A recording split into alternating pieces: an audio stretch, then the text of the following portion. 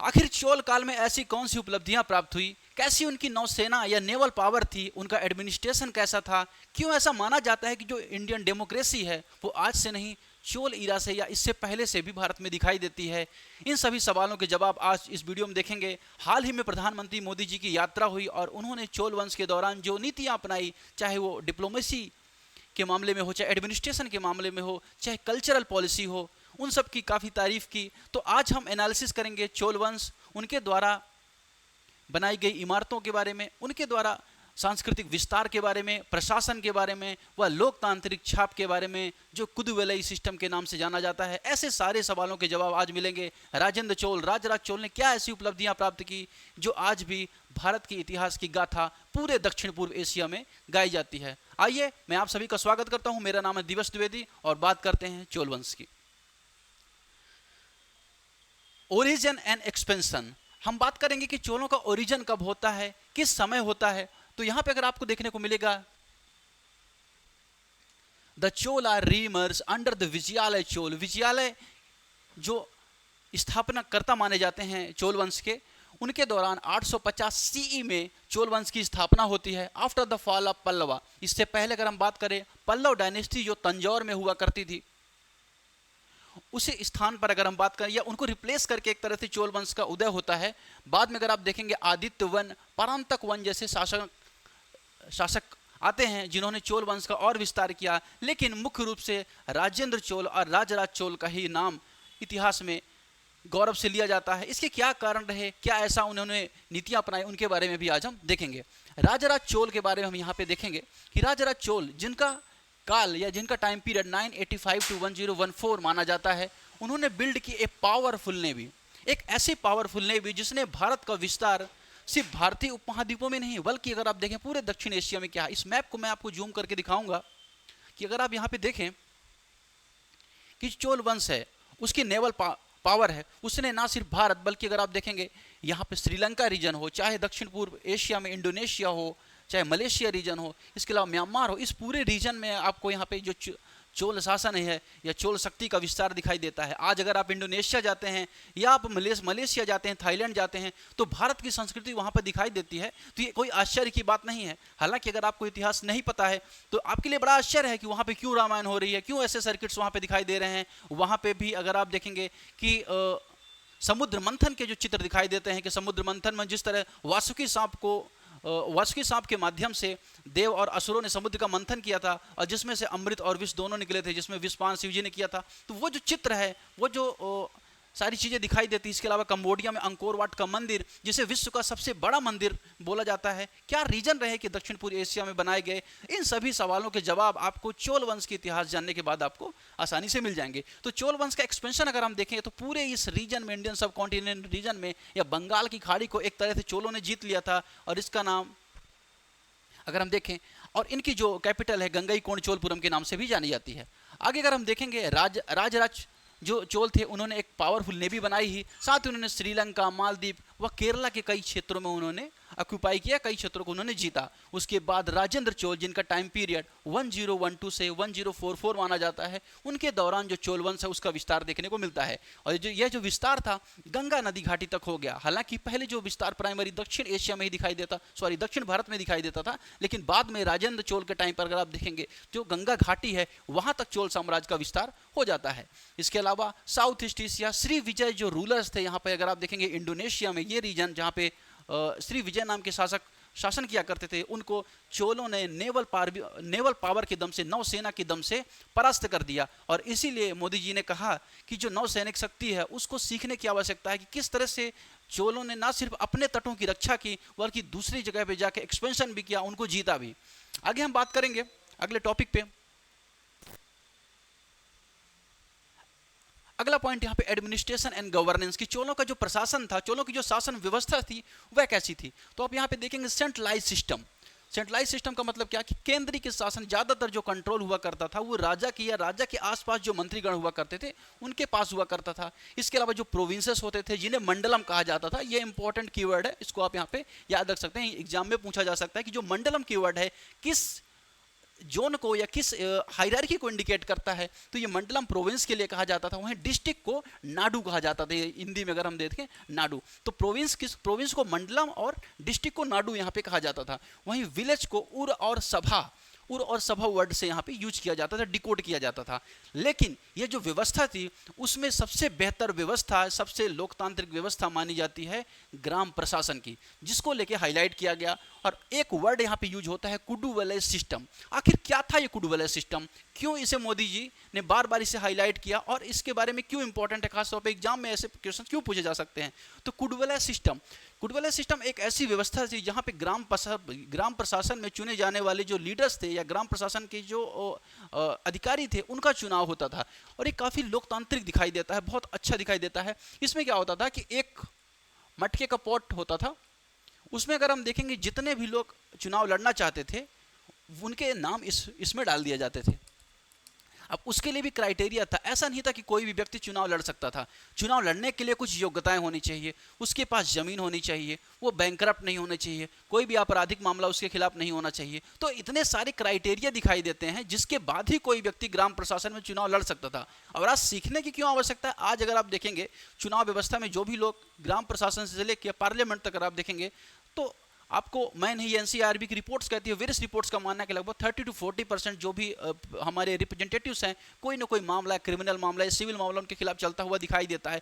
लेकिन आप देखेंगे चोल काल में, देखिए कुडुवले सिस्टम के माध्यम से ऐसा कोई भी व्यक्ति जिसके खिलाफ कोई भी मामला हो या दिवालिया हो गया हो, बैंक करप्ट हो गया हो या किसी भी तरह का उसने क्रिमिनल एक्टिविटी की हो, वह चुनाव में पार्टिसिपेट नहीं कर सकता था। तो ये इस जो कुडुवले सिस्टम है उसकी खासियत हुआ करती थी।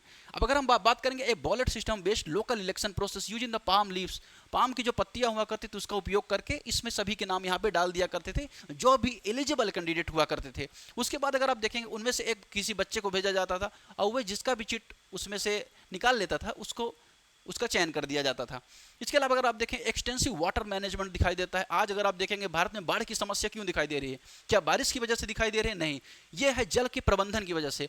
आज आप किसी शहर में जाइए, वहाँ पे जहाँ पे नदियाँ का बहाव क्षेत्र होता है वहाँ पे शहरों को बना दिया जाता है। तो इस जो बहाव क्षेत्र का जो अतिक्रमण है आज मॉडर्न एज में भी हो रहा है और इस वजह से अगर आप देखेंगे अर्बन जो फ्लड है, चाहे आप अगर देखें बेंगलोर में जब चाहे फ्लड हो, इसके अलावा 2 घंटे शहर में बारिश हो जाती है। दिल्ली में आप देखेंगे कि इतना पानी भर जाता है। पिछले वर्ष अगर आप देखेंगे करोल बाग में ऐसी घटनाएं हुई, वो क्यों हुई? क्योंकि पानी भरने की वजह से हुई। वाटर सिस्टम हमारा बेहतर नहीं है, वाटर मैनेजमेंट हमारा बेहतर नहीं है। तो वाटर मैनेजमेंट की जो खासियत है, टैंक्स है, कैनाल्स है, ये सारी जो व्यवस्थाएं ये हमें सीखने की आवश्यकता है। इसीलिए मोदी जी ने बार बार इसको हाईलाइट किया कि हमें बहुआयामी या वेरियस जो डायमेंशंस है उसमें यहाँ पे चोलों से सीखने की आवश्यकता दिखाई देती है। फिर इकोनॉमी, ट्रेड एंड नेवी के बारे में यहाँ पे बातें आती है। Flood is on agriculture support based advance irrigation system, एक बेहतर नहर व्यवस्था दिखाई देती है चोलों के वंश में, जो एक नहर से दूसरी नहर को कनेक्ट करती थी, बड़ी नहर छोटी नहर को कनेक्ट करती थी, छोटी नहर के माध्यम से खेतों में पानी जाता था जिससे एक बेहतर सिंचाई हो जाती थी।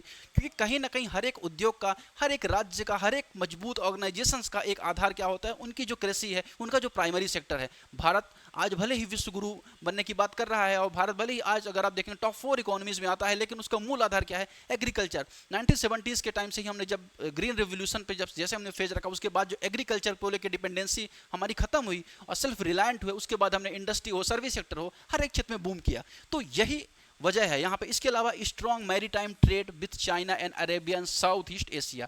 उस टाइम पे अगर आप देखेंगे, आपने मैप में हमने देखा यहाँ पर कि जिस तरह से जो संबंध दिखाई देते हैं साउथ ईस्ट एशिया में, वह सिर्फ विजय के दम पे नहीं हो सकते। आप किसी क्षेत्र में जाते हैं और उसको जीत लेते हैं, इससे आपका कल्चरल एक्सपेंशन नहीं होता, लेकिन आप अगर अच्छा रिलेशन इस्टेब्लिश करते हैं वहाँ पर, अच्छा कल्चर इस्टेब्लिश करते हैं, ट्रेड इस्टेब्लिश करते हैं, तो वो हमारा संबंध बेहतर हो सकता है। आज अगर आप देखेंगे कि भारत की जो कॉन्फ्लिक्ट है, खासतौर पर अगर आप देखें साउथ ईस्ट एशिया में चाइना का जो डोमिनेंस है ट्रेड वाइज ज़्यादा दिखाई देता है। चाहे म्यांमार को ट्रेड हो, चाहे भूटान को लेकर ट्रेड हो, पाकिस्तान हो, मालदीव्स हो, श्रीलंका हो, हर जगह आप देखेंगे चाइना कहीं ना कहीं ज़्यादा ट्रेड कर रहा है। लेकिन हिस्टोरिकली हम भारत ने इस क्षेत्र को रूल किया है, तो वहाँ पे हमें ये चीज़ सीखने की आवश्यकता है कि कॉन्फ्लिक्ट अपनी जगह है, लेकिन हमें ट्रेड रिलेशंस को कैसे बेहतर करना चाहिए वो हमें सीखने की आवश्यकता है। Chola ports like Poompuhar vital global commerce hubs, तो पुम्पुहार जैसे जो पोर्ट्स हुआ करते थे वो एक वैश्विक रूप से हब का काम किया करते थे चोल डायनेस्टी के टाइम पे। आगे हम बात करेंगे आर्ट, आर्किटेक्चर एंड रिलीजियस। आपने तंजौर के बृहदेश्वर मंदिर का नाम सुना होगा। तंजौर का बृहदेश्वर मंदिर, जिसे राजराजेश्वर मंदिर भी बोला जाता है, वो अपने आप में दक्षिण भारत की मिसाल है, एक बहुत अगर हम बात करें कल्चरली इकोनॉमिकली रिच टेम्पल एक माना जाता है तंजौर का बृहदेश्वर मंदिर। यहाँ पे आप फोटो इसकी देख पा रहे होंगे। इसके अलावा अगर हम बात करें गंगई कोंड चोलपुरम एरावतेश्वर मंदिर, तो इस तरह से वेरियस जो टेम्पल आर्किटेक्चर है वो चोलों के समय में निर्माण हुए और चोल कला ने कहीं ना कहीं दक्षिण भारत की जो मंदिर आर्किटेक्चर उसको एक नए सिरे पर, एक नई ऊंचाई पर पहुंचा दिया।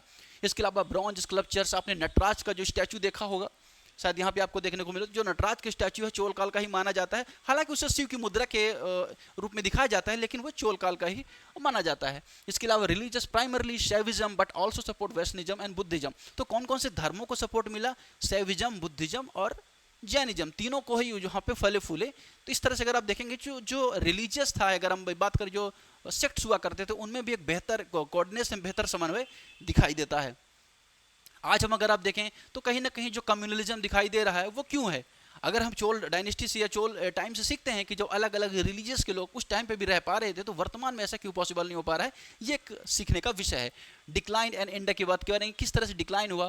Post Kulothunga Chola decline due to internal strife and rising Pandya power. तो जो पांड्य वंश था उसकी जो पावर है राइज होती है आगे चल के, और जो चोल एम्पायर हुए थे उस टाइम उनको डिफीट करते हैं। उसके बाद चोल वंश कहीं ना कहीं धीरे धीरे विलीन हो जाता है। इसके अलावा final blow in 1279 Rajendra Chola third defeated by Pandya marking the end of dynasty. और इसके बाद अगर आप देखेंगे तो चोल वंश भारत के इतिहास में जो उसकी ग्लोरी थी या उसका जो काल था कहीं ना कहीं समाप्त होता दिखाई देता है।